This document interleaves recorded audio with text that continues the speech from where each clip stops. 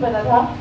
और उसके बाद जब नर्सिंग करी तब पता लगा कि कितना ज़रूरी है, कितना ज़रूरी प्रोफेशन है।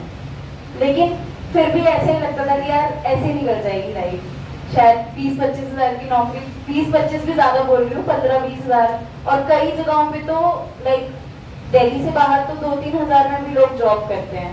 और मेरी एक भी ड्यूटी वहाँ पे ऐसी निकली जब मैं रो के घर वापस ना आई हूँ। इतना वहाँ पे इतना ज़्यादा हेक्टिक और एनवायरनमेंट तो आप क्या मैंने, लेकिन मैंने वहाँ पे 4 महीने में छोड़ दिया। फिर मेरे को लगा कि मुझे अब गवर्नमेंट के लिए, मुझे किसी ने बताया कि गवर्नमेंट में भी आप अप्लाई कर सकते हो। तो मैंने सोचा, मैं खुद गवर्नमेंट कॉलेज से पास आउट हूँ, हिंदूराव से ही, दिल्ली में।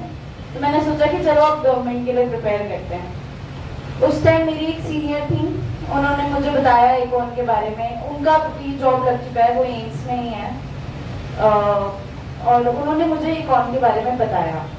मेरी कुछ फ्रेंड्स बाकी जगह से कोचिंग ऑलरेडी ले रहे थे, वो लोग, उन्होंने मुझे बोला कि ये बहुत अच्छा है, यहाँ से ले ले, वहाँ से ले ले। मैंने कहा नहीं, मेरे को इन्होंने बताया है, और मैं उनको बहुत ट्रस्ट करती थी, तो मुझे लगा कि चलो ठीक है, उन्होंने बताया तो मैं आऊँगी एटलीस्ट एक बार डेमो क्लास लेने।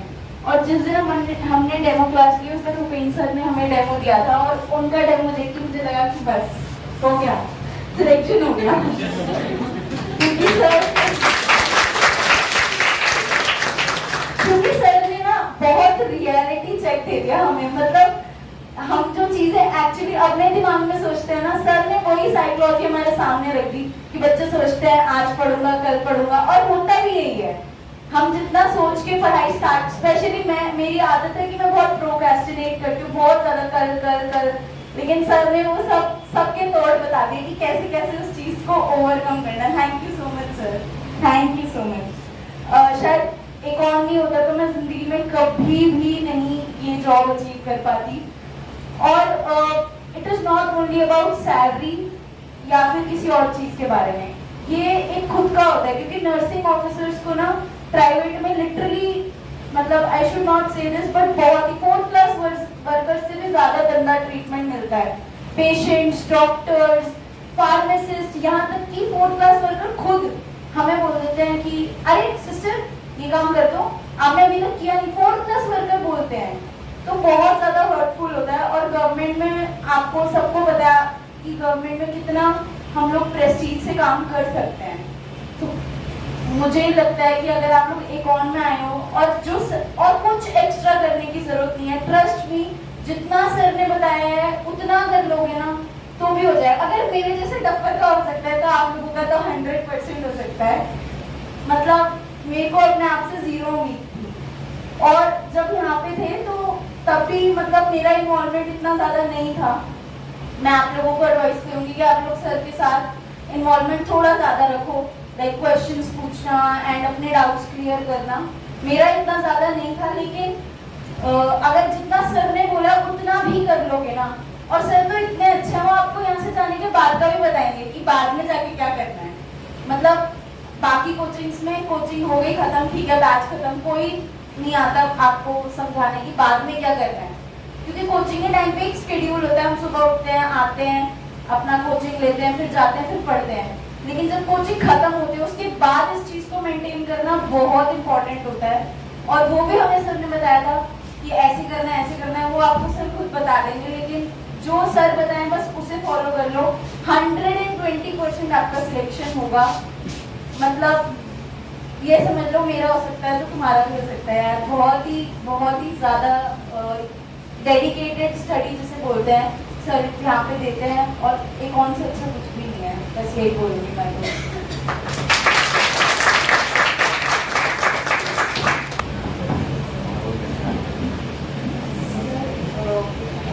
पेरेंट्स के बारे में, पेरेंट्स जब मैं प्राइवेट जॉब करती थी ना तो मेरे पापा 11-11 बजे तक वेट करते थे मेट्रो स्टेशन के बाहर कि मैं वहाँ से आती थी। तो उनके लिए ज़्यादा हेक्टिक था, मेरी प्राइवेट जॉब उनके लिए सरदर्द थी। कमा के तो उन्होंने क्या ही दे रही थी, उनके ये बहुत हेक्टिक था, बहुत ज़्यादा। तो अब दे आर सेटिस्फाइड और वो बहुत खुश हैं। और उन्होंने मुझे खुद बोला कि मतलब कुछ कंडीशन थी जिसकी वजह से मैं उस टाइम नहीं आ पाई जिस टाइम रिजल्ट आया, लेकिन जब अब मेरा ज्वाइनिंग लेटर आया तो उन्होंने मुझे खुद बोला कि तुम जाओ और एटलीस्ट अपने टीचर्स को थैंक यू बोल के आओ, क्योंकि उन्हीं की वजह से, उनको भी पता है मेरा कैलिबर इतना नहीं था, लेकिन उन लोगों को पता था कि भाई इनकी वजह से हुआ है, and they are very happy. अगर आप लोग चाहते हो कि आपके पेरेंट्स के मुंह पे भी वही खुशी हो, तो आप लोग एक ऑन में सर जो बता रहे हैं वो फॉलो करो, और 100% आपका सिलेक्शन होगा ही होगा।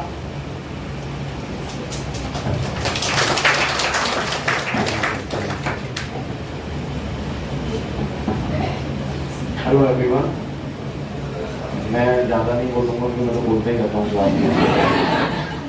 बाकी कल्पना को जो मैं बाहर से समझा के लाया था कि मेरी ये तारीफ करनी है, इन्होंने अपना रोल पूरी तरह निभा दिया है। सर ने कुछ नहीं समझाया, सर ने नहीं समझाया। और इन्होंने बहुत अच्छी बात आपको बताई कि पेरेंट्स के रोल में कैसे चेंज आया है और प्राइवेट जॉब से निकल के यहाँ आए।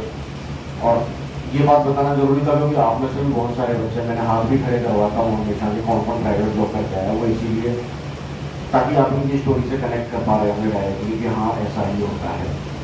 तो सुबह की 2 बजे की ड्यूटी खत्म हो रही है, 2 बजे 8 बजे से, लेकिन वो 4 बजे खत्म हो रही है। इवनिंग ड्यूटी कहने के लिए 2 से 8 तक है, लेकिन वो 10 बजे तक आप हॉस्पिटल से बाहर निकल पा रहे हो। फिर पेरेंट्स परेशान। तो इन सब चीज़ों से छुटकारा, प्लस उसी ड्यूटी के या उससे ओवर एक्टिव ड्यूटी के 18-20 हज़ार मिल रहे थे, आप सीधे 80-90 हज़ार रुपये मिलेंगे। ये भी रोल चेंज हो गया। प्लस अब यहाँ से आगे और कुछ सोचा जा सकता है कि हाँ अब हमें लाइफ में और कैसे ग्रोथ करनी है और क्या क्या चीज़ें हम कर सकते हैं। इन्होंने बहुत अच्छी बात बोली कि इट्स नॉट अबाउट मनी और सैलरी, डिग्निटी की बात है। ये सब आप जो जो जॉब करके आए हैं प्राइवेट में, वो ये सब फेस करके आए हैं, और बिल्कुल सही बात है उनको। अब पैसा तो है ही है, और पैसे का फ़ायदा मैं आपको एक बताता हूँ कि पैसा हमें टाइम देता है, फ्रीडम। बाकी पैसे का कोई अंत नहीं है, कितना भी कमा लो, लेकिन पैसा टाइम देता है। टाइम किसके लिए? खुद के लिए। जो आप सोचते हो कि एक बार बस मैं सेटल हो जाऊँ, एक बार तो डांस सीखूँगा, एक बार तो गिटार सीखूँगा, एक बार तो स्विमिंग सीखूँगा, एक बार तो बिजनेस करूँगा, एक बार तो गोल्ड जिम की मेंबरशिप लूँगा, एक बार तो मैं ये करूँगा। जॉब पूरे करना, टाइम कहाँ है? Money gives you time, freedom. और इसीलिए हम सब यहाँ इकट्ठे हुए हैं कि हमारे पास पैसा आए और हमें फ्रीडम मिले अपनी लाइफ में। मैंने कहीं पढ़ा था, we have 2 life, but second life starts when we realize that we have only one life। हमारे पास 2 जिंदगियाँ हैं, लेकिन दूसरी वाली जब स्टार्ट होती है, जब हमें यह एहसास होता है कि हमारे पास केवल एक जिंदगी है। इसी में ही सब कुछ है।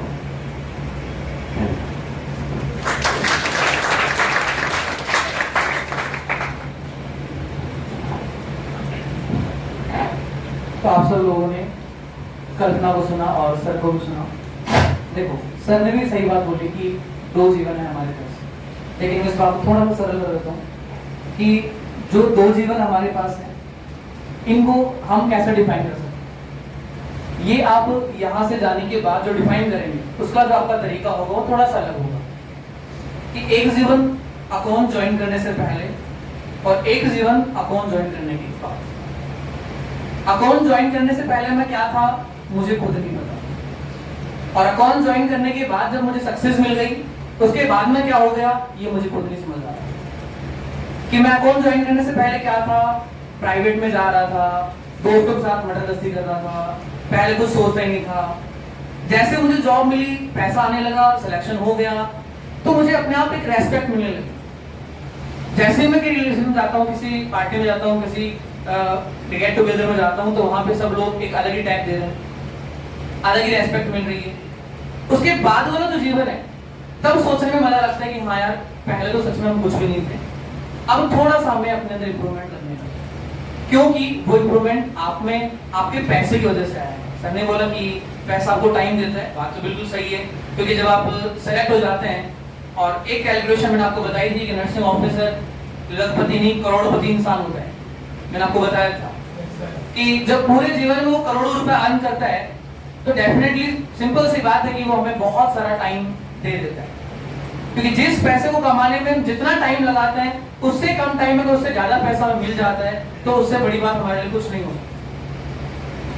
जैसा इन्होंने किया वैसा आप सब लोग भी कर रहे हैं, और जैसा इन्होंने किया और अपनी सक्सेस को उन्होंने अचीव किया, वैसा आप लोग भी करेंगे डेफिनेटली, क्योंकि जो अकाउंट में आता है उसके थॉट प्रोसेस पहले दिन से ही बदल जाते हैं। पहले दिन से वो सोचता है कि हाँ यार, अगर मैं यहाँ आके बैठा हूँ तो डेफिनेटली मुझे कुछ तो करना ही है, और कुछ भी नहीं करूंगा तो जीवन में इतना कुछ कर लूंगा कि मैं बहुत कुछ कर जाऊंगा। क्योंकि हमारा जो जीवन है, जो हमारा पहले का तरीका था और अकाउंट ज्वाइन करने के बाद का जो तरीका है, वो डे बाय डे चेंज होता है।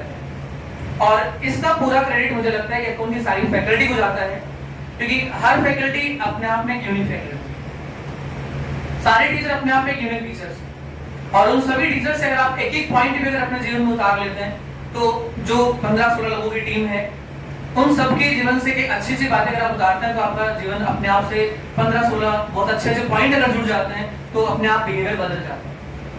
और जब बिहेवियर बदल जाता है तो सामने वाला जो पर्सन आपको परसीव करता है, उसका भी तरीका बदल जाता है कि ये पहले कुछ और था, अब कुछ और हो गया।